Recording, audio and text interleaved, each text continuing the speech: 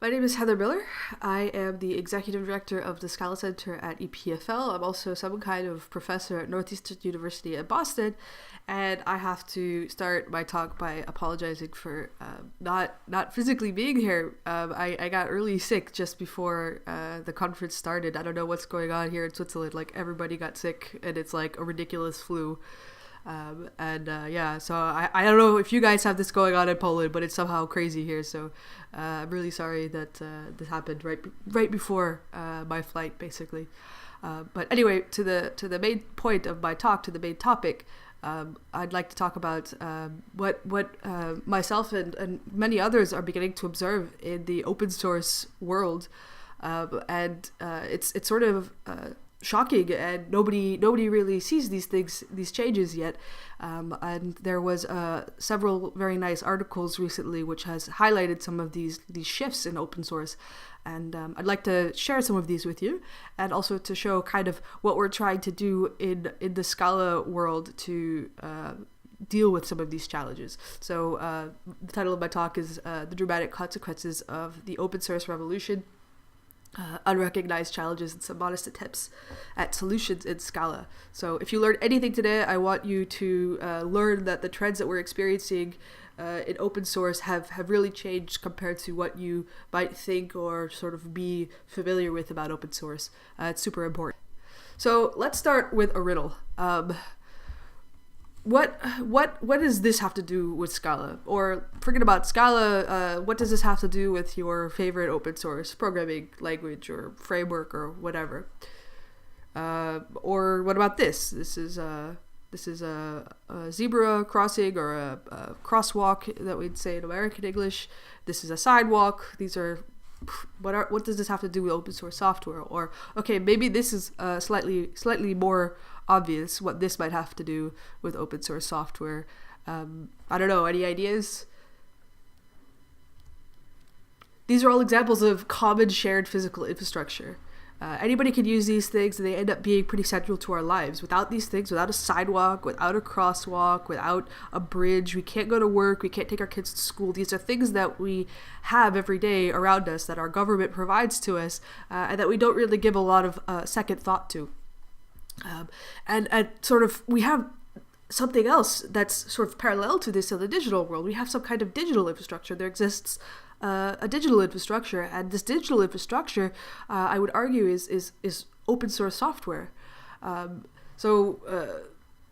mean, just think of some piece of open source software that you take for granted and that you use all day, every day. You could draw a parallel with things like sidewalks or other physical infrastructure that you depend on. And I just want to point out that throughout this talk, I'm going to, when I talk about open source, I'm going to refer to open source as FLOSS. Maybe it's not a super sexy acronym, but it's a little bit more correct, because it means not just open source, but it also means free/Libre software, and open source. It kind of refers to either of them indiscriminately, so it's kind of the correct acronym to use. So I'm going to be saying FLOSS all the time, just so you know what I mean. So anyway, just like anyone could use a bridge or a sidewalk, anyone could use FLOSS, and projects whose source code is open and which has permissive enough licenses, can that allows people to freely reuse and remix software. These things are our digital infrastructure, and there's a lot of digital infrastructure out there that you probably work with or use, and we can use this stuff to build software that we directly profit off of, or software that otherwise helps our day-to-day lives or businesses, or just kind of gets us through our jobs, basically. But if we go back to physical infrastructure, what happens when you're driving around on the road and you see this? If a road is my physical infrastructure and there's suddenly a big, ridiculous hole in the middle of the road that's going to break my car, what do we do about that? Well, typically what you do when you have broken infrastructure in the physical world, you have some way of contacting whoever's responsible for that infrastructure. Currently, it's trendy to use some kind of reporting app. Every big city in the US seems to have these. In several European cities they exist as well. I don't know if Krakow has one of these, hey, report a problem with infrastructure apps, but they're pretty common elsewhere. So what happens is you have a citizen that observes said pothole, they call the local government, or they use this app, and they're like, hey guys, fix this pothole, it's a problem. And then eventually the government will get around to fixing it. You give some information about where it is, you send a photo, and then some crew a week later will come and patch that pothole. That's how generally things work in the physical world. But what do you do when this happens to your digital infrastructure? Digital infrastructure is fundamentally distributed. We don't have any kind of central government. You can't go to some government. You can't go to like the Toronto government and be like, hey guys, Spark broke today. Can you guys fix it? It's our whole business depends on it. Like, that would be crazy, right? That's sort of fundamentally a different structure. So what I'd hope you notice here is that we depend on a lot of digital infrastructure in our jobs, but this digital infrastructure that we depend on, it has no way to be fixed if there's an issue, because things are so decentralized. Either you fix it yourself in a local fork, or you submit a fix back, but you can't just complain to somebody and say, hey look, my tax dollars, we paid taxes, so fix this. Everybody's kind of got to take care of themselves. It's sort of different, but yet at the same time we need this stuff quite a lot. It's becoming more and more important. So this is in general probably the first, 60% of this talk, 70% of this talk is going to be about Fluss. So I'd really like to show you some of these trends, because they're really important, especially if you're running a business that's depending on some kind of open source software. These are things that you should be aware are happening, because they could drastically affect how things that you depend on change, or if there's a problem or whatever. These are important trends to be aware of. And towards the end, I'm going to come back to Scala and show you how we're trying to do some things, being aware of these trends to sort of fix some of these problems. And I'd like to quickly point out that there were several people's writings and blogs which served as sources for this talk. So before I get started with some of the interesting insights that I found, I'd like to give a shout out to Nadia Egbal in particular, who wrote this wonderful report called Roads and Bridges, the Unseen Labor Behind Our Digital Infrastructure. This was published last year in July 2016, and it was funded by the Ford Foundation, which is a not-for-profit organization. And she basically went around and collected lots of data, got lots of interviews from open source developers and companies depending on open source, and there's lots of exciting and interesting things that came out of this study. So, and then finally, I have to give a shout out to Peter Hintens, who wrote this wonderful book called Social Architecture, which we are using in the Scala universe to try and improve sort of the community aspect of our open source sort of world.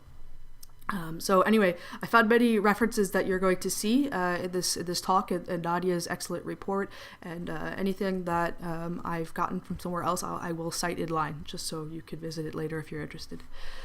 Okay, so observation number 1. Everybody is jumping on the Floss bandwagon. I hope that this is not a contentious statement anymore. And I can back that statement up. There's a company called Black Duck. I'm not sure if you've heard of this, but they're known for running a popular survey of open source software and companies, relative to open source software, basically. So they run this annual survey asking companies about their open source use, and they also are, a pretty important reference point, because they've been doing this for about 10 years. So they've been collecting data for a long time. And if you look at the 2 last surveys that they've released, they go to lots of companies. In 2016, they talked to 1,313 companies, and in 2015, they talked to 1,240 companies. And what's really important to note is that 78% of these companies said that they run on open source. Okay. What does that mean? I'm not sure exactly what running on open source means, but the interpretation is that many of their software projects depend very, very strongly on some kind of open source software. So they're building on top of open source software or open source infrastructure. And what's super important about this is, so like I said, this is a company that's been running a survey for 10 years. If you go 5-6 years back, this is up 2 times over what it was in 2010. So in 2010, only 39% of companies that they've surveyed said that they ran on open source software at all. Now that's up to 78%. So that's a massive increase of companies who will openly admit that they run their stuff on open source software. So that's a big deal. The bottom line insight here is basically that companies are depending more and more on Floss more than they did before.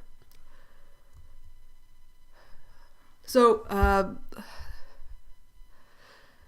this survey also included, this survey was, of course, not just one question. It was many questions. So I've selected a few key points that are interesting. So in 2016, the top 3 reasons that these 1,300 companies said that they used Floss was in this order. The top 3 ranked reasons. The quality of the solutions were the highest. So the point here is that the quality of some piece of open source software was higher than if they tried to develop an equivalent piece of software in-house, or they tried to pay for some proprietary thing.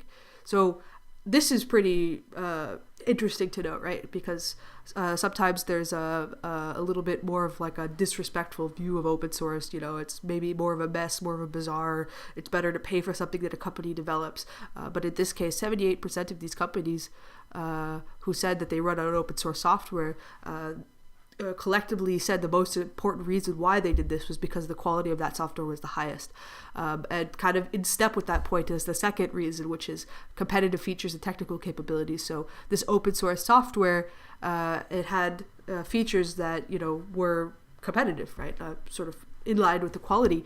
And third, like the third reason, which some people often think is the first reason somebody would use an open source project. The third reason, in fact, is the ability to customize and fix it. So the source is open. You can change some problematic part of this library or framework or whatever you're using, and voila, you just continue with your life, right? You can either send it back upstream to the open source project or just use your forked version locally, and that's unblocks you as a company. You don't have to make a bug report to some company like Microsoft and hope that they're going to eventually, merge this or fix this bug and then send it back to you, right? Okay, and finally, 66% of companies consider Floss options before they even look at proprietary solutions. That's in 2015. So the survey showed that a large majority of companies don't even look at proprietary software. They just go for Floss, open source, whatever software first. Like they, we need a database. They don't even look at any company that does proprietary databases. They just immediately will go to the open source stuff that exists first. And if they can't find something there, then maybe they'll consider a proprietary choice. So that's a big deal. And that's a big deal because what it means is that open source finally won, right? Not so many years ago, 5-10 years ago, it was still a battle whether or not open source was worthwhile or whether, proprietary software was going to continue dominating, right? So here we have 1,300 companies and 66% of them consider open source before they consider proprietary software. That's a big point. Okay, so there's another data point, so unrelated to this survey that was done by this company that I just discussed. There is an entrepreneur and venture capitalist named Mark Suster, and he's one of many. But I have a blog article here where he was talking a lot about why Floss is a good idea if you're a startup. Why you should care about Floss. So I'm just going to read 2 quotes to you really quickly. In 2011, as a venture capitalist, he was giving advice to people starting startups, and he wrote, "When I built my first company in 1999, it cost $2.5 million in infrastructure just to get started, and another $2.5 million in team costs to code, launch, manage, market, and sell our software." So in 1999, you needed basically $5 million, half of which was spent on infrastructure, the other half of which was all of the work of coding, launching, managing, and marketing and selling the software. However, he says, open source became a movement, a mentality. Suddenly, infrastructure software was nearly free. So now we pay 10% of the normal cost for the software, and that money was for software support because they don't have to pay for the actual software anymore. The software is free, so they pay 10% of what they paid before. So instead of paying $2.5 million, they pay $250,000, and instead they get support for that open source software, which is significantly cheaper, right? And he argues that a 90% disruption in cost spawns innovation. So basically, things became only 10% of the price in 2011 that they were in 1999. So he argues that, open source is causing disruption in the world of tech startups. And another famous entrepreneur is Mark Krieger, the co-founder of Instagram, and he has a similar sentiment about open source software. So he views open source software as a way to help startups scale quickly and save money. And in a blog article that he wrote, the link is down there at the bottom of the page, he says it's better to borrow instead of building wherever possible, because there are 100 of fantastic open source projects that have been built through the hard experience of creating and scaling companies, especially around infrastructure and monitoring. That can save you time and let you focus on actually building out your project. So he argues, hey, just reuse open source software if it exists. That will save you a ton of time and effort and therefore money. You could focus on your product to get further faster, basically. So this is advice that he wrote on picking tech for startups. So he argues, hey, go with open source because it will get you farther. And what's really interesting is, so this, I can't comment on the the numerical accuracy of this, but this article here by Nadia Egbal, the link is at the bottom of the slide here, it argues pretty decently that if you look at the open source software that Instagram depends on, at least $143 million of Instagram's $1 billion acquisition, you could attest to being able to scale quickly using open source software. So basically, riding on the backs of open source software, you could say $143 million is kind of what open source software brought to Instagram's $1 billion acquisition. So yeah, of course, there could be lots of disagreements with how this calculation was arrived at. I think it's pretty reasonable. If you're interested in seeing how she arrived at this number, I encourage you to have a look at this article. But the point only here is, if you have a unicorn startup thing, you can, basically use a lot of open source software, get somewhere really fast, and actually that open source software has a large impact in sort of the valuation of your company. You could even chunk off a part of it and say that open source software brought you this much value, basically. But what's perhaps a little bit sad about that, of course, is that money is not going to the open source projects themselves. It's going to whoever, it's going to lots of other people, basically. So okay, you have these trends, but at the same time this is going on, the whole world, especially the startup VC world, is encouraging, hey guys, you can save all this money, get farther faster, increase how much your company is worth by using open source software rather than building stuff yourself. It's a great idea. You have more and more companies jumping on this bandwagon. You got enterprise companies jumping on this bandwagon. Lots and lots of people are jumping on this bandwagon. And like I said, 78% of companies in 2016 said that they were running on open source software. But meanwhile, it's not, as we have this basically asymptoting behavior in the number of people using open source software, we have the same or fewer people contributing to these absolutely essential open source projects. And probably the most famous example is OpenSSL. We all remember Heartbleed, right? In 2014, 66% of all web servers were using OpenSSL. And meanwhile, that's 66% of all web servers in the world, basically, were using SSL. Meanwhile, this thing was maintained only by a few people, and they were volunteers. They weren't people getting paid to maintain the OpenSSL. And Steve Marcus, who was one of these contributors, but not the most active of them, noticed that another contributor named Stephen Henson was working full-time on OpenSSL. Because Steve Marquez was volunteering his time, he asked Henson what he did for income, where he got money from, and he was completely shocked to learn that Henson made only a fifth of the money that Marquez made, and Marquez still had the time to volunteer to OpenSSL. So Marquez, even contributing to OpenSSL, he had always thought that basically OpenSSL was managed and taken care of by a lot of people, and this was actually surprising to him. And what's more is Marquez, who earned 5 times what Henson earned, thought that Henson was a significantly stronger programmer than Marquez. But yet Henson was basically underpaid and barely keeping himself alive and just contributing all of his energy to OpenSSL, and he had been doing so since 1998. So that's a scary thing, right? What Steve Marquez says is, I'd always assumed that, just like the rest of the world, that OpenSSL was a large and active and well-resourced team. Yet in reality, OpenSSL wasn't even able to support a single person's work. That's big, right? And yet industry, government, etc. Nobody really realizes this, right? We all just use OpenSSL and we don't think about it, right?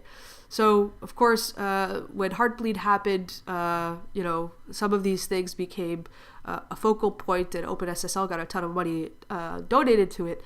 But this is the reality of basically every really essential infrastructure project that you depend on. And it shouldn't be a Heartbleed that makes us all go, oh no, we should somehow fund that thing, right? That thing, there's some guy struggling and living in poverty to keep that piece of important infrastructure available to us, and we only really care about it now when there's some massive vulnerability. Like, obviously we shouldn't be doing that. And this is getting worse and worse and worse as industry, government, and everybody else have no idea that this is the reality underneath these things that we depend on and that we advertise people should use. And so, okay, I don't know. I love this. I don't know. I'm sure people have heard of this. I've recently discovered it within the last year. Have you ever heard of the truck factor? The truck factor is the minimum number of developers that have to be hit by a truck or quit an open source project before a project is completely killed, basically. And in 2016, there was an experiment done by a university in Brazil. And what they did was they were just collecting data, and they were trying to see how important this truck factor was, how vulnerable some of the most important GitHub libraries were, projects on GitHub, how vulnerable they were to losing one developer, then the project completely disappearing. And what they found, they looked at the 133 most active projects on GitHub, and they determined that they were able to determine the amount of information concentrated in individual commits from team members, so they could then calculate the truck factor based on who is moving around code, basically. So they did that. They calculated the truck factor based on sort of commit diffs and things. And what they found was that 64% of projects relied on only 1 or 2 developers to continue surviving. So maybe you have 150 contributors to a repo, but only 1 or 2 of those developers were really the ones driving the project and making sure that it continued to develop or have bugs fixed or stay alive.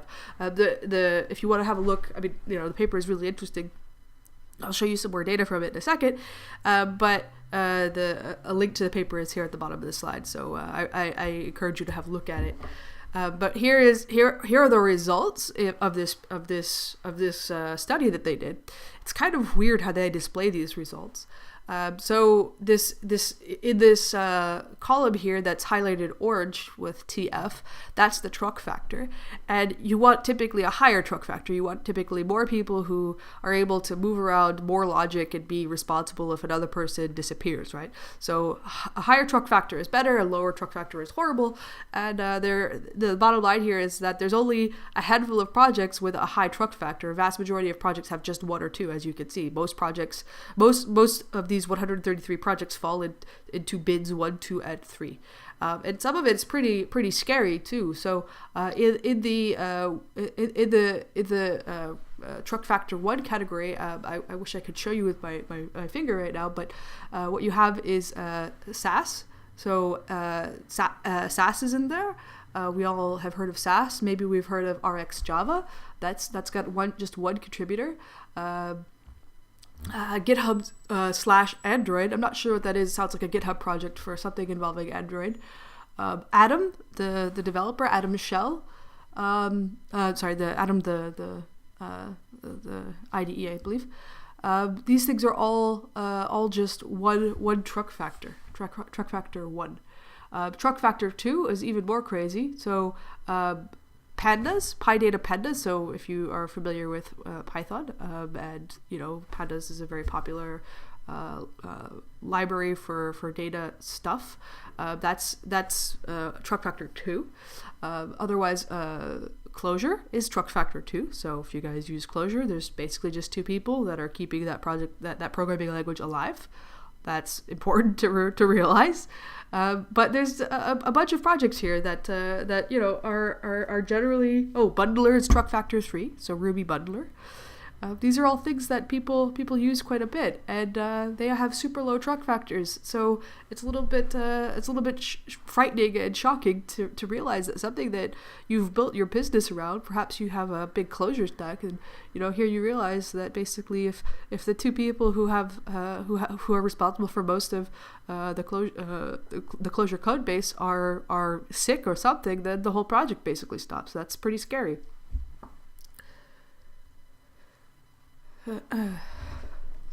Okay, so I swear this is going to be one of I've got basically two last quotes here. So 2 more slides of reading quotes to you. I swear I'm going to stop with all the quotes after this. But I'd like to read to you a quote from this report that I mentioned at the beginning of the presentation called Roads and Bridges by Nadia Egbal. And she quotes a longtime Python developer and member of the Python Software Foundation. He observed a very curious trend, which I hope you also begin to notice yourselves. So he observes in the early days of the open source movement, there were relatively few projects, and in general, most people who were using a project were also contributing back to it in some way. So it was kind of communal. You use something, and then it's like as if you're going to use a shared kitchen. Maybe it's nice to fix a little part of the kitchen that everybody else is using because you're also using it too. That was kind of the mindset of open source software. But in recent years, both of these have changed, likely by uncountable orders of magnitude. So, basically he's arguing that we have an imbalance between producers and consumers. So there was roughly equal producers and consumers. Now there's significantly more consumers than producers. So he says these days, so just to continue reading the quote, in the past there were these two producers and consumers were roughly in balance. Everyone put time and effort into the commons, and everyone reaped the benefits. These days, however, very few people put in that effort, and the vast majority simply benefit from those who do. This imbalance has become so ingrained that for a company to repay in either time or money even a small fraction of the time that they derive from the commons, so open source software, is almost unthinkable. Okay, so let that sink in for a second. What he's arguing is that now we've got a few people who are just producing open source software, and literally everybody is consuming it. And now companies, it's unthinkable for a company to consider giving back to this open source that they're building their businesses off of. That's kind of the trend that we're finding ourselves in. Okay, and this is the last quote, I swear.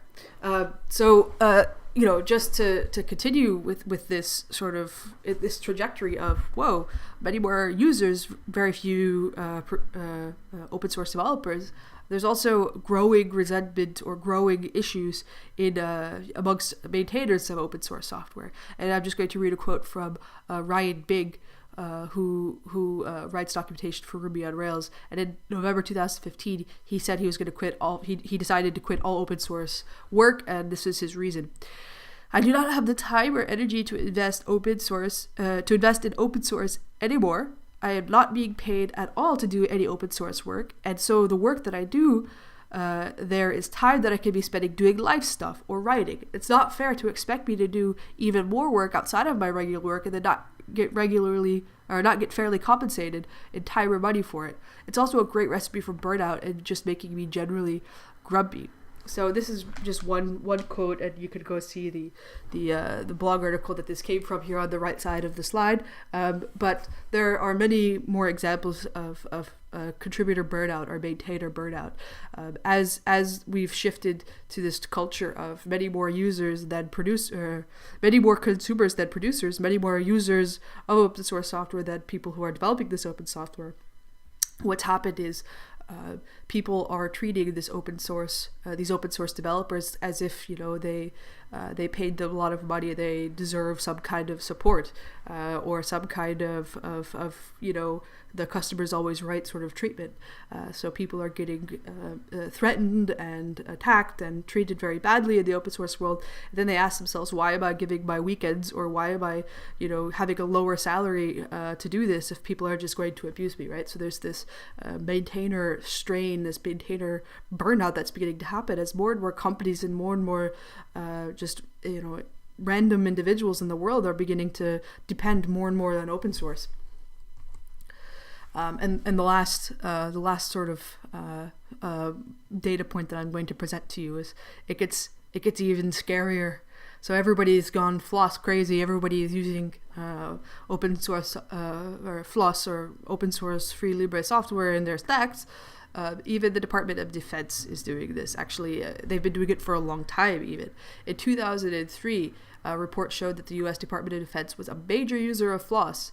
And that floss was even being used in mission-critical situations. I have no idea what they're using floss for, but for all I know, they could be like having drones using this stuff, And if there's some crazy Heartbleed-like bug, the government probably is going to have a lot of trouble fixing these bugs, right?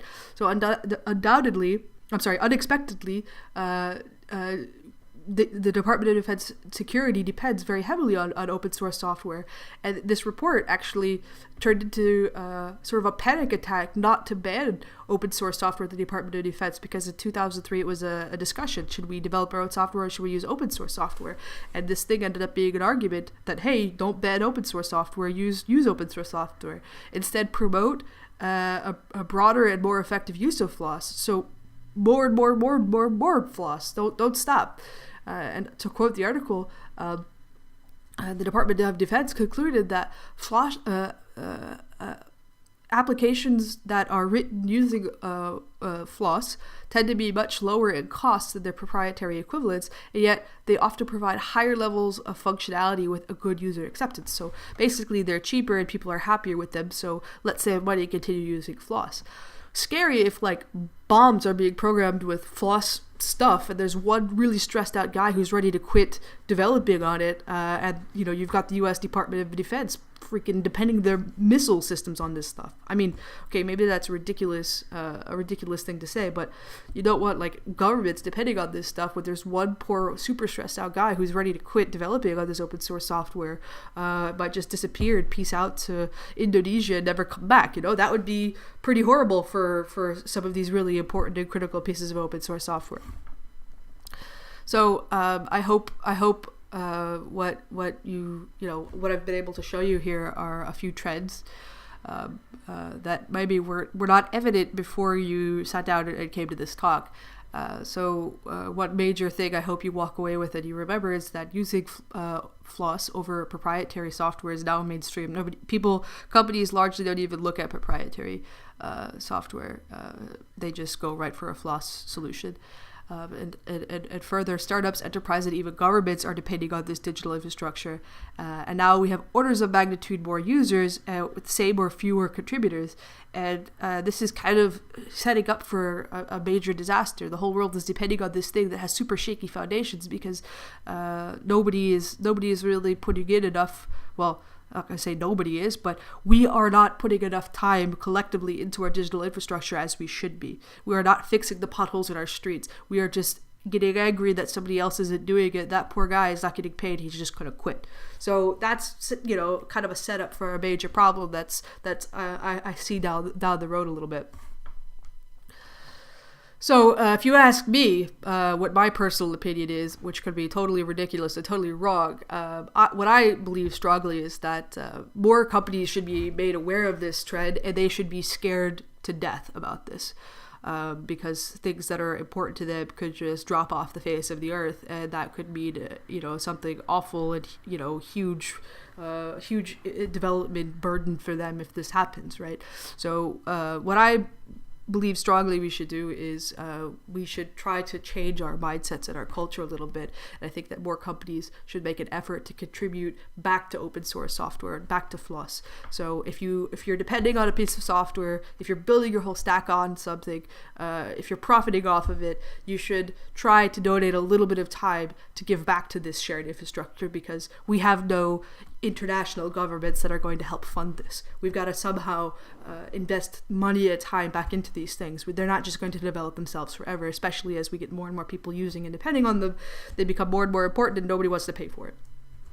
Okay, so that's all I'm going to say about the general trends in open source software. But Scala is one of these open source programming languages. We have an ecosystem of libraries and projects all over the world that people are depending on and developing. And, as Scala continues to grow more popular, the question is, okay, well, what is this whole presentation that I gave you, the first half, what does this have to do with Scala? What does the Scala Center have to do with this? So just to give you a quick intro to this Scala Center thing. So we founded this last year in March. It's a not-for-profit center established at EPFL. EPFL is the Swiss Federal Institute of Technology at Lausanne. And just, if you're in the Scala world, if you like Scala, you're part of like the Scala community. I just want to remind you that this is a part of a university in Switzerland. This is not in California. We have nothing to do with San Francisco or California. This is the university where Scala was this cute little academic language, came out of this campus, and then kind of spread all over the world. And we're based at EPFL.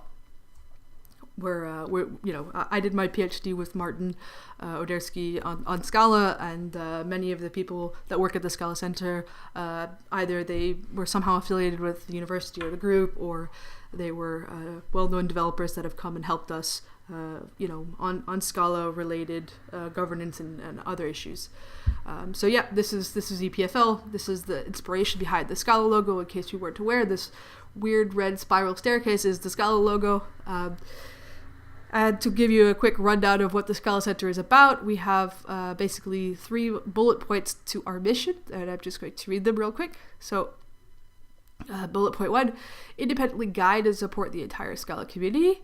Bullet point 2, coordinate and develop open source libraries and tools for the benefit of the overall Scala community. 3, provide deep, quality, and freely available education materials for Scala. Okay, so to summarize, guide and support the Scala community, and to do it independently. Like, we have no company chasing us with a stick telling us what to do. We do what we think is the best for everybody. It's the best for all kind of approach.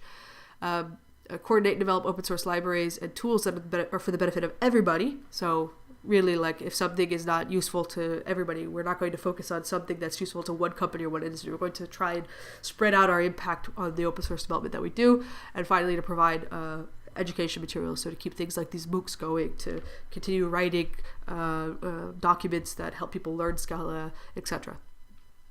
And what's cool is that the Scala Center is equally backed by 10 companies who have major stakeholders in Scala. So all of these companies are basically donating money and putting it into a pot. And we are using that money to hire developers to work on these issues that we determined to be, absolutely, completely broad for the good of all sort of initiatives. And it's working out pretty well. And kind of roughly, the Scala Center aims to make it easier to contribute in general to not just the core Scala library as a compiler or anything, but also to people's libraries that are part of the Scala ecosystem. So anybody else. Like if you have a library that people have started using that's written in Scala, we want to help you figure out how to grow your contributor base and increase the truck factor of your library, because as more people depend on it, we want your library to succeed and to stay alive. We don't want you to get stressed out because you're doing this on your weekends and to quit, and everybody needs this library. So we're trying to basically increase the truck factor of everything in the Scala ecosystem. That's kind of what we would love to be able to show we've done. So we're doing lots of things. We're going to very soon we're going to release kind of a list of the things that we've been working on in the last year. But some of the more important initiatives is to democratize the standard library by splitting this mess of libraries that we have in the Scala Standard Library into Scala Core, and then to define something that's a Scala platform where we put the control completely in the hands of everybody else.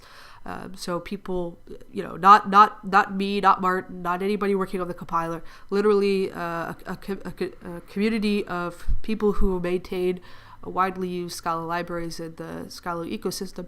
They're going to be the ones that decide what's in this so-called Scala platform. So then when somebody downloads Scala, the idea is that they get this thing called Scala Core, which is the minimum Scala standard library possible that the compiler needs in order to run, and then the rest of the stuff that would come along, the batteries included part of the distribution would be defined by the community. So people deciding what the most important libraries are that in general beginners and intermediate users should be getting first.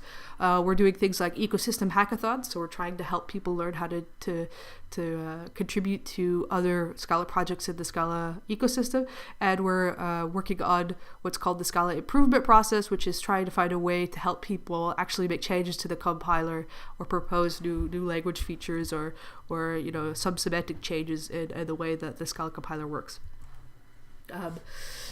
So I'm just going to quickly run through this. I kind of briefly mentioned already what I meant by core and platform, but just in case you're not familiar with Scala, what we do is we ship this thing called scalalibrary.jar, which is just a ton of stuff that's collected over the years that nobody's really maintaining. It's sort of frozen in time as the compiler got stabilized. It's sort of shipped with the Scala compiler, and it's got to follow these strict compatibility requirements because it's shipped with the compiler.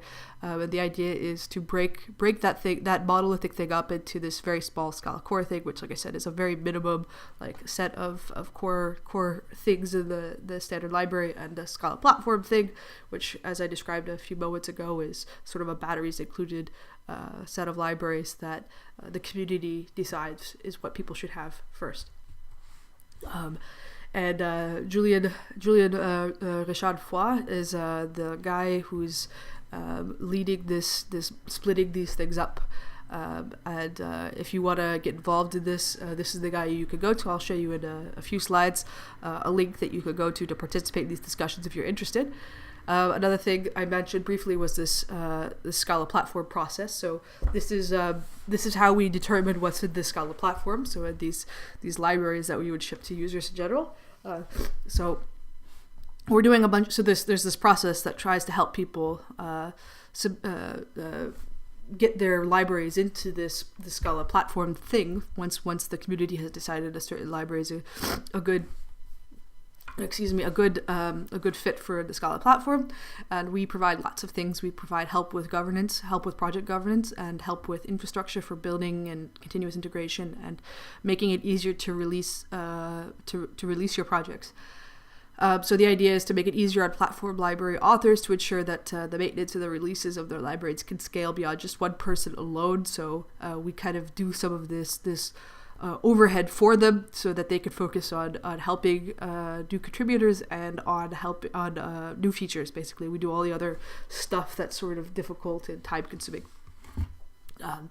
So this is some of the infrastructure we provide. So I don't want to get into it right now. It's maybe a little too detailed, but we have plugins for running automatic nightly builds and releasing stable versions automatically for you. We have continuous integration that we provide for members of the Scala platform on EPFL infrastructure, so you don't have to worry about memory and other constraints like this. And then a release manager for automatically staging changes. And on the governance side, I mentioned that we did infrastructure and governance. That was the infrastructure. On the governance side, we have a project governance based on Peter Hinton's T4 contract. So the idea is to decentralize decision making and to come up with a set of processes that are aimed at growing a community of contributors. What we really want in the end is a happy contributor community that feels good about contributing back to this thing that everybody has an equal stake in. And Peter Hinton has a lot of experience doing exactly that. So Jorge Cantaro is the guy who has been doing all of this. If you have any questions about it, or if you think, oh man, this is crazy, I would do this instead, he's the guy that is collecting all of that feedback. So if you'd like to participate in this discussion, we at the end of November, in December 2016, we released this SPP, and we're currently this SPP is the Scala Platform process. And we're currently discussing it on Discourse, which is the link is here on the bottom right hand corner of the page here, contributors.scalalang.org. We're replacing the mailing list with Discourse because Discourse is far more convenient to use. So if you're interested in arguing about these things or getting involved in the Scala core Scala platform separation, go to contributors.scalalang.org and be like, hey guys, I want to participate, or guys, this is the worst idea ever, here's the reasons why. This is the place where we work through all these details together. So yeah, Discourse, I don't know why I have another screenshot, but hooray. Okay, finally we're doing these ecosystem hackathons as a community building exercise. And the idea behind these things is to help library authors figure out how to interact with contributors and people who would like to contribute to open source but never have, to help them figure out how to participate in open source projects. So what we're trying to do is try to set up a structure to bring these two groups of people together and to help them both be productive in terms of making changes to open source projects. So the structure of these things is as follows. So we do pair programming. The library authors is always in the room. That's the rule. So two people who are attending will sit with each other and try to fix a bug or add a feature to an open source library. And since the library author is in the room, he or she can answer any questions that these newcomers have. The library author, of course, begins by curating a list of to-dos that are accomplishable in a few hours by newcomers, before the hackathon. And typically this group of this pair of people who are pair programming would choose one of these to-dos. And the goal of everybody is to have at least one PR merged per team by the end of the hackathon. So the library author should be able to, while in the room, review the pull requests and merge them, hopefully. And people who manage to make these pull requests get these really awesome Scala contributor shirts. So we're going around to different events usually and running these hackathons. And we've run them so far at least 3 times. And so far they've all been pretty successful. We're going to run some more at Scala Days in Chicago and Copenhagen. So if you're there, perhaps you'd like to join. And the idea, just to summarize, the goal is to come up with a process that we will eventually, a process or a structure that we can eventually export to meetup group organizers in any city. And everybody is participating and developing and running these. So here's a picture of the people who have participated in one of these hackathons. And finally, the Scala Improvement process. This is just a list of things that we're already iterating on. We've accepted and have merged trailing commas, and we're currently working on a number of Scala Improvement proposals.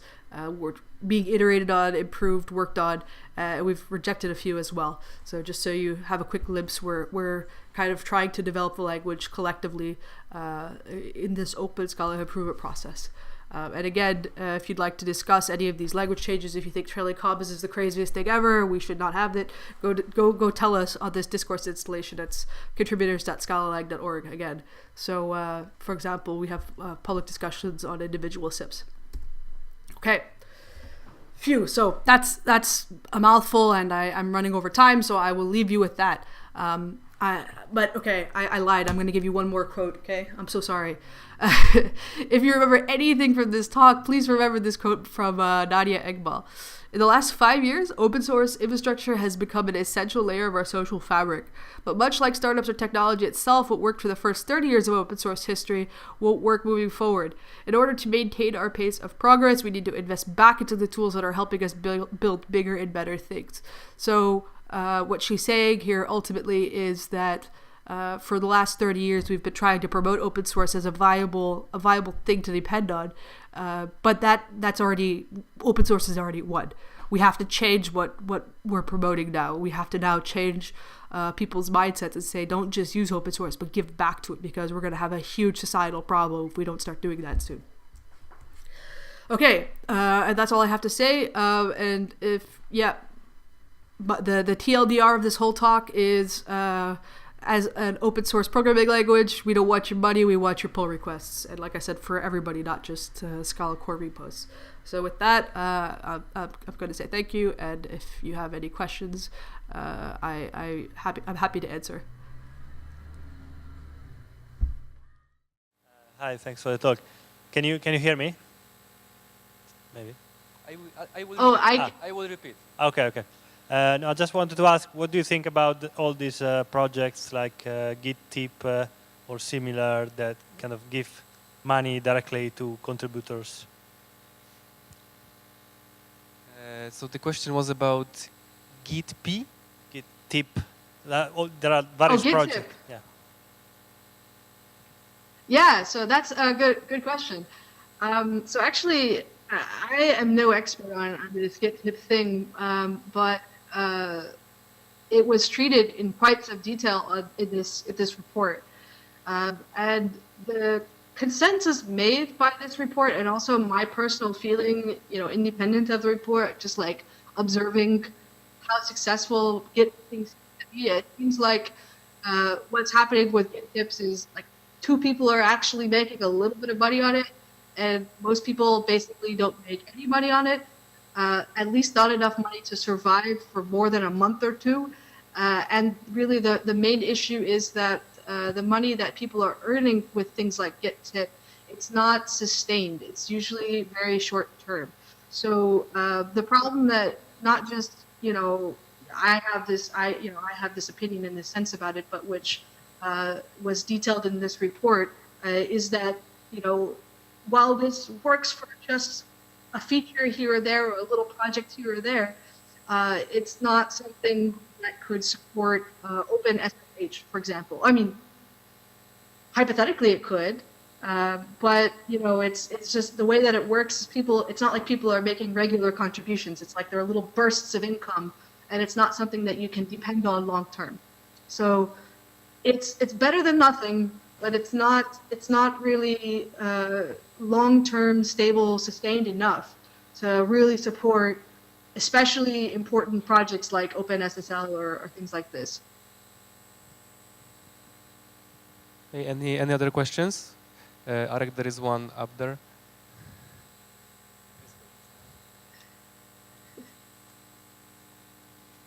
You have to turn right now. And 2 rows up. What are the reasons for making for companies to make software open source? Could you repeat once more? What are the reasons for companies to make software open source? The question is, what are the reasons for the companies to make open source?